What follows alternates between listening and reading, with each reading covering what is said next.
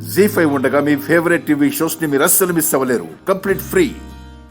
అయ్యో, నేను చైత్ర గిట్లా కాదు, నేను నందుని. అబద్ధం చెప్తున్నావు, అబద్ధం చెప్తున్నావు. నువ్విలా నందులా తిరుగుతున్నావు. దేనికోసం ఇలా వేషం వేసావో నాకు తెలియదు గాని ఒక్కటి మాత్రం నిజం, నువ్వు నా చైత్రవి, నువ్వు నా చైత్రవి, నువ్వు నా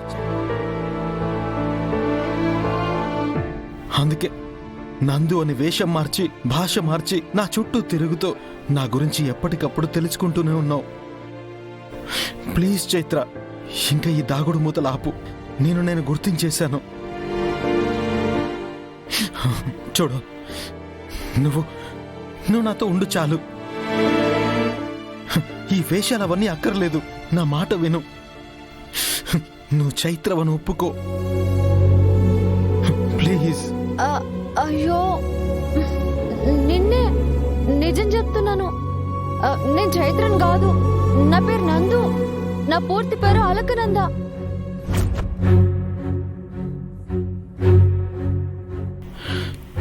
నమ్మేస్తానా? నేను నమ్మేస్తానా? నేను నమ్మను. నువ్వు అబద్ధం చెప్పి నన్ను నమ్మించాలని చూస్తున్నావు. అరే, నీకెట్లా చెప్పాలి దోస్త్? నేను నందుని, నీ దోస్తుని. అరే, నేను పోవాలి దోస్త్, నా నోదులు. చైత్ర ప్లీజ్, ఇంకా చాలు. నువ్వు దేనికోసం నాకు దూరంగా ఉంటున్నావో చెప్పు.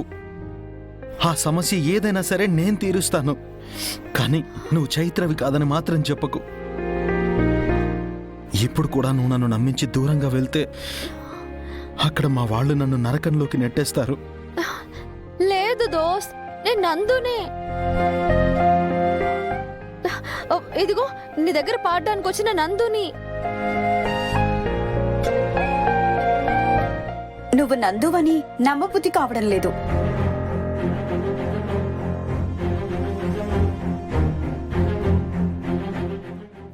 అరే, మీకు ఎట్లా చెప్పాలో నాకు అర్థం కావట్లేదు. నువ్వు అమ్మాయి వయ్యుండి అబ్బాయిలాగా వేషం ఎందుకు వేశావు? చెప్పు, ఎందుకు వేశావు? గా పటేల్ పున్నమ్మ వల్ల అమ్మాయి అయినా అబ్బాయిగా వేషం వేసి తిరుగుతున్నా.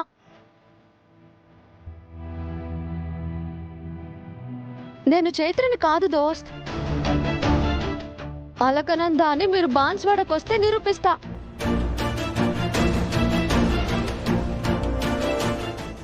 చూడండి, నేను అక్కడే పుట్టి పెరిగినా. నాకు అమ్మ, తాత, తమ్ముడున్నారు. నా తమ్మునికి హెల్త్ బాగోకపోవడంతో గా ఖర్చుల కోసం గా పున్నమ్మ కాడ అప్పు చేసినాం. గా అప్పు తీర్చలేకపోయినాం. గప్పుడే ఆ పున్నమ్మ కొడుకు నన్ను ఇష్టపడ్డాడంట. గా పున్నమ్మ మా అప్పును అడ్డం పెట్టుకుని వాళ్ళ కొడుకు చేత నా మెళ్ళ తాళి కట్టించింది. రేయ్, అది నా పెండ్లం రాబాయ్. దాని మెడల తాళి కట్టిన మొగుడిని నేను. కానీ వాడు పెద్ద బద్మాష్ గాడు. ఇలాగే చాలా మంది అమ్మాయిల జీవితాల్ని నాశనం చేసిండు. అందుకే గా పెళ్ళవ్వగానే నా తాళి తెంచి విసిరుగొట్టి పారిపోయి వచ్చిన. మా అమ్మ, తమ్ముడు, తాతతోని గీ సిటీకి వచ్చినాం. మా తమ్ముడి వైద్యం కోసం నేను మారువేషం వేసుకొని ఉద్యోగం చేస్తున్నా.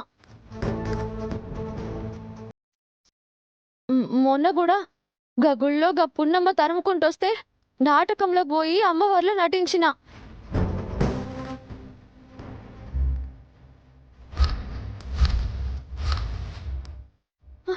గంతేకాదు, గా పున్నమ్మ రాక్షసుడు వేషం కడితే అనుకోకుండా పొడి చేసిన.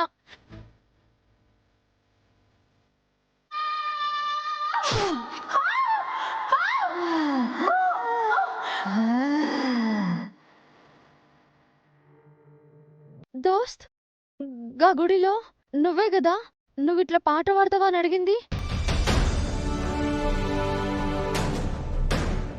నేను మీ పాట విన్నాను, చాలా బాగా పాడుతున్నారు. దయచేసి మీరు నాతో కలిసి పాడతారా? అయితే ఇన్ని రోజులు ఎవరితోనూ ఈ విషయాలు ఎందుకు చెప్పలేదు? ఎందుకంటే గా పున్నమ్మ నా ఫోటోలను అందరికిచ్చింది. చివరికి దోస్తు దగ్గర కూడా నా ఫోటో ఉంది. గందుకే చాలా భయపడ్డా. ఎవరికి నా అసలు రూపం కనబడకుండా జాగ్రత్త పడ్డా. ఇప్పుడు ఇప్పుడు గా రాక్షసులు మా వాళ్ళని పట్టుకున్నారు.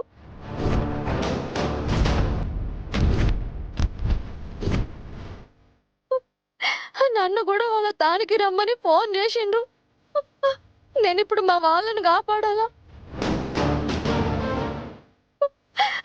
లేకుంటే గాళ్ళు మా వాళ్ళని చంపేస్తారు. నాకు మా వాళ్ళ కంటే ఏది ముఖ్యం కాదు దోస్త్. ప్లీజ్ అర్థం చేసుకోండి. నేను పోవాలి. నేను వెళ్తాను. ఆగు, నేను పోవాలి దోస్త్, ప్లీజ్. నేను నీతో వస్తాను. నువ్వెందుకు? వాళ్ళు రాక్షసులు అన్నావు కదా, నువ్వు ఒక్కదానివే వెళ్తే నిన్నేమైనా చేయొచ్చు. అందుకే నేను వస్తాను.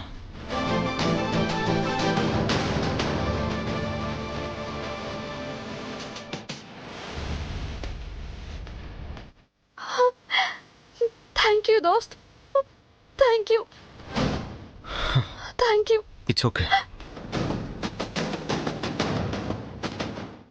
చైత్ర పోలికలతో ఉంటే చైత్రే వచ్చిందని నేను ఇబ్బంది పెట్టాను. I'm really sorry.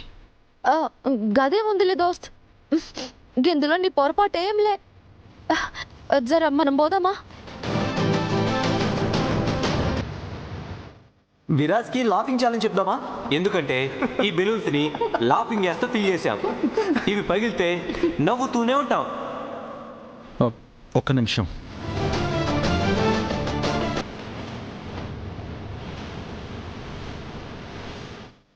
జీ5 app download చేసి అన్ని ఎపిసోడ్స్ పూర్తి ఉచితంగా చూడండి.